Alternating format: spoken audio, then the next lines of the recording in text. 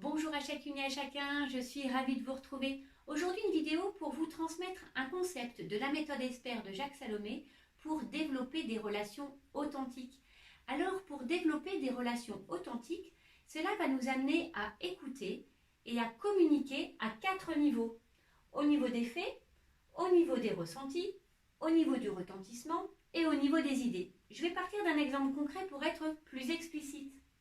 On va imaginer que madame a une relation amicale avec son ami. Nous sommes au premier jour du déconfinement, les amis se retrouvent et elles ont l'échange suivant.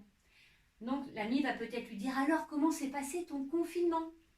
Et l'ami va peut-être lui dire, au niveau des faits, « Bah écoute, ça s'est bien passé dans l'ensemble, voilà, j'ai passé un bon confinement. » La seule chose qui n'a pas été facile pour moi, ça a été de faire la classe à ma petite fille qui est en grande section de maternelle. En effet, elle est en train d'apprendre l'écriture en attaché et ma fille, elle a des difficultés à faire les lettres en attaché, à faire les fiches d'écriture qu'envoie la maîtresse par email. Ah d'accord, et qu'est-ce que tu ressens quand tu vois que ta fille a des difficultés à faire l'écriture en attaché, les fiches d'écriture? En fait, je ressens de l'inquiétude et puis même, en fait, pour tout dire, je crois que j'ai peur. J'ai peur qu'elle soit pas au niveau pour son entrée en CP au mois de septembre.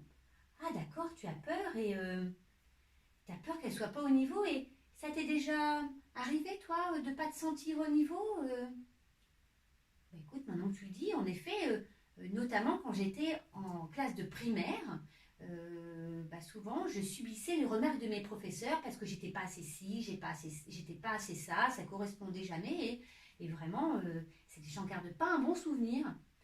Et d'ailleurs, depuis j'ai la croyance que l'école n'est pas faite pour les enfants qui ne rentrent pas dans le moule.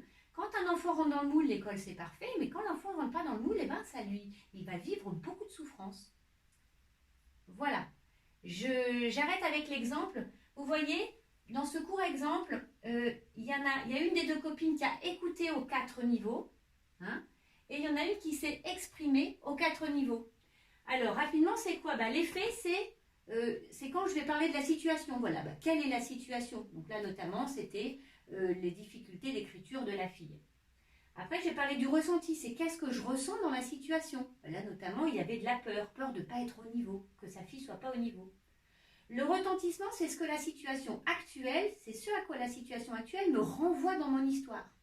Et là, notamment, la maman, elle est en stress, elle a peur parce qu'elle a peur que sa fille revive la même souffrance qu'elle a vécue à l'école quand elle était jeune. Et puis les idées, c'est tout ce que je crois, tout ce que je me dis, tout ce que j'imagine. Donc là, notamment, c'est que si les enfants ne sont pas dans le moule, ils souffrent. Ça, ce sont ces idées, ces croyances. Vous voyez, pouvoir communiquer à 4 niveaux, ça va me permettre de sortir des échanges de surface qui consistent à parler de la pluie et du beau temps, de ce qu'a fait ou n'a pas fait la voisine. Vous savez, on va surtout parler de ce qui se passe à l'extérieur. Et développer des relations authentiques, ça va consister à me recentrer à l'intérieur de moi, à parler de moi.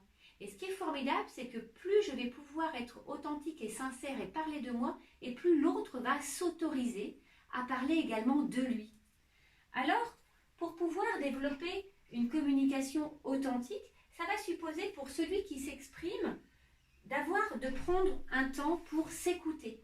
D'accord? Donc il va s'arrêter, il va se mettre en pause, il va se mettre en présence à lui-même pour s'écouter dans la relation à lui-même. Alors, qu'est-ce que je ressens? Qu'est-ce que la situation me fait vivre là? Voilà. Et à partir du moment où j'ai pris le temps de savoir ce qu'il y a à l'intérieur de moi, je vais pouvoir l'exprimer à l'autre. Ça suppose aussi pour celui qui écoute de ne pas couper la parole et de ne pas juger. Évidemment, si l'autre me coupe et me juge, je ne vais pas pouvoir m'ouvrir. Voilà. Cette vidéo est terminée. Si vous avez des questions, surtout, n'hésitez pas à me les poser. Je me demande toujours si les vidéos vous plaisent ou pas, je ne sais pas trop. Donc, vraiment, n'hésitez pas à me faire des témoignages. Ça me donnera une idée d'où je vais. Je vous remercie et je vous souhaite une belle journée et à bientôt pour d'autres vidéos.